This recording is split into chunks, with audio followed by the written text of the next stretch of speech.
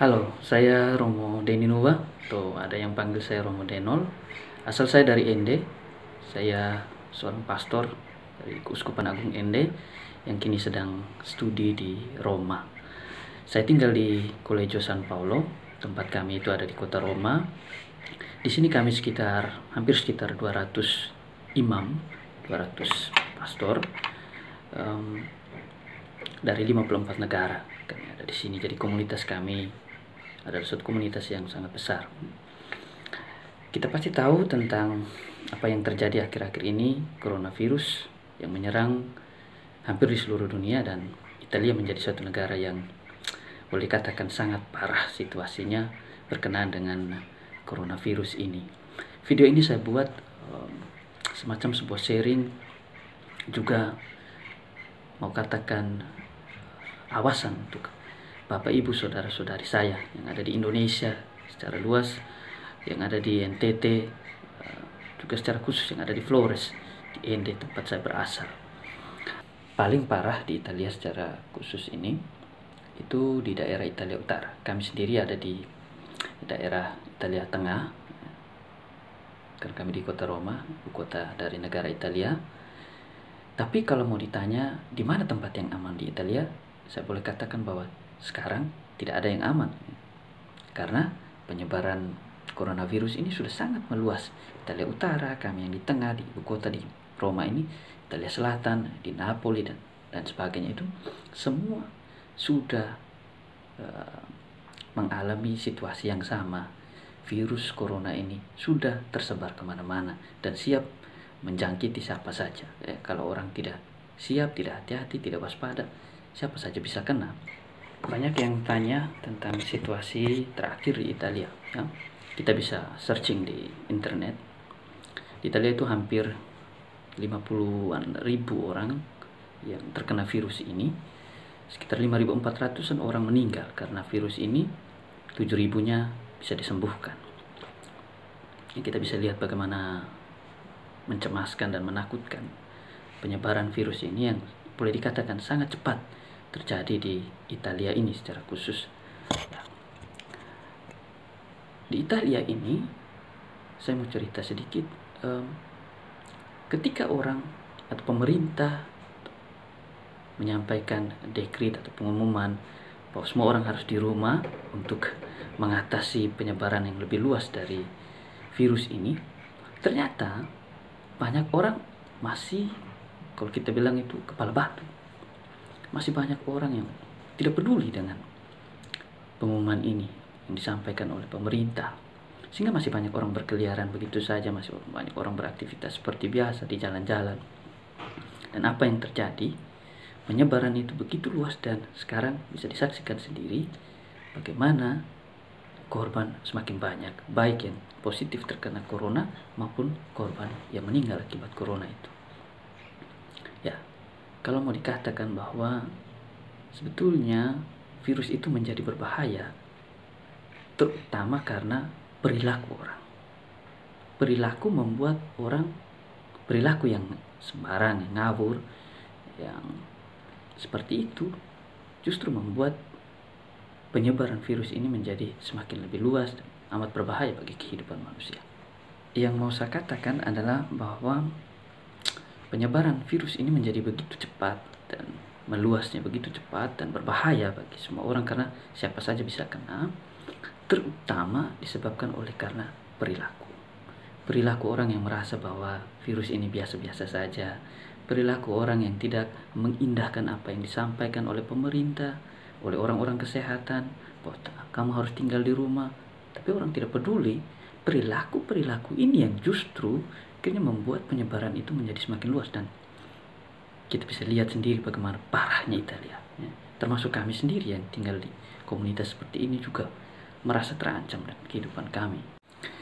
Saya juga mau katakan bahwa ternyata Eropa secara umum, baik itu di Jerman, di Spanyol juga cukup parah, di Austria, di Swiss juga mengalami hal yang sama, di Prancis juga, dan Italia sendiri.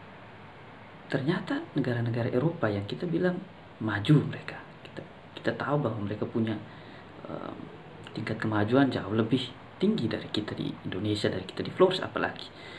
Tapi mereka sendiri, negara-negara Eropa itu sendiri mengalami kewalahan yang luar biasa untuk mengatasi ini.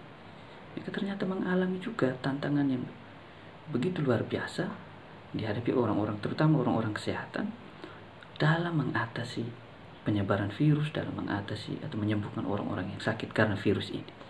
Jadi kita bisa lihat negara maju seperti mereka saja sudah mengalami kesulitan.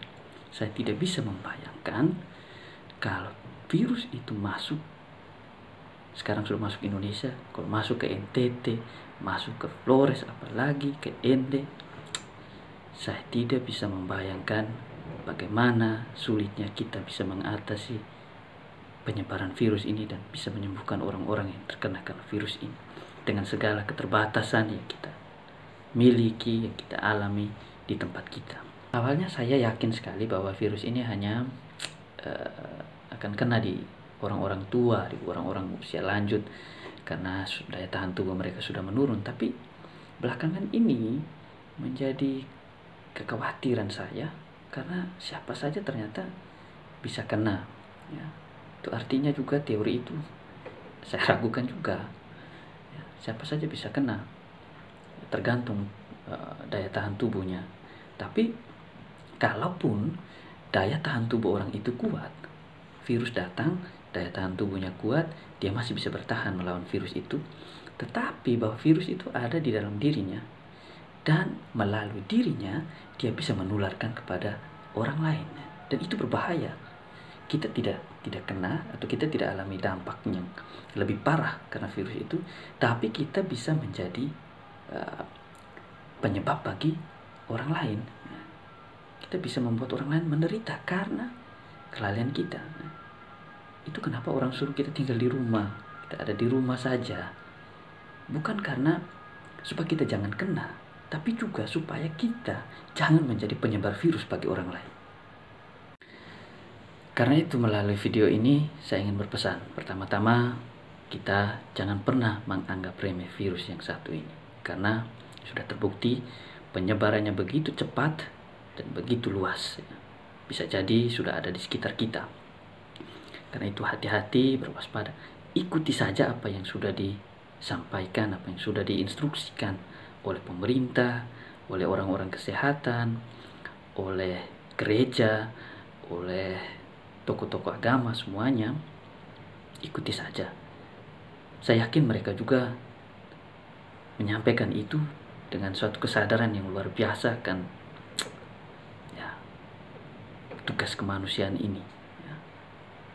Kita punya kecemasan yang sama, kita punya kekhawatiran yang besar, apalagi kami di Italia sudah alami semua itu. Jangan sampai juga terjadi juga di tempat di Indonesia, di Flores, di NTT. Semoga itu tidak terjadi.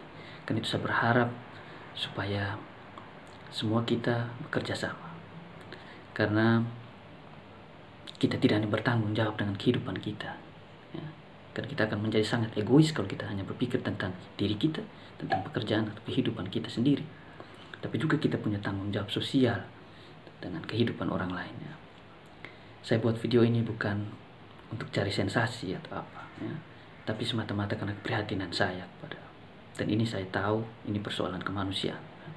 Karena itu saya sendiri tidak tahu caranya bagaimana bisa mengatakan ini untuk semua, maka saya buat video ini sekedar supaya kita tahu, dan ini sebuah sharing. Saya harap berguna untuk kita, terutama supaya kita sama-sama berjuang, bekerja sama untuk bisa menjaga tempat kita, menjaga keluarga kita, menjaga orang-orang yang kita kasih, dan menjaga diri kita dari coronavirus ini, ya. Kita saling mendoakan, tentu saya juga mendoakan supaya Bapak Ibu saudara-saudari di Indonesia, di NTT, di Flores, di Ende, semuanya juga bisa aman dari virus ini, dan semua ini bisa berlalu dengan semua badai ini bisa cepat berlalu. Dan juga berdoa untuk kami yang ada di sini, ya, supaya kami juga aman, bisa tetap sehat, ya. Terima kasih untuk semua yang sudah bertanya, sudah mengirimkan pesan, sudah telepon menanyakan keadaan. Terima kasih untuk perhatian dan doa-doamu. Kita saling mendoakan supaya semua ini boleh cepat berlalu, semua ini boleh cepat berakhir, dan kita yakin dengan segala usaha kita, dengan doa-doa kita, dengan segala upaya kerjasama kita, saya yakin semua ini pasti akan berlalu. Terima kasih.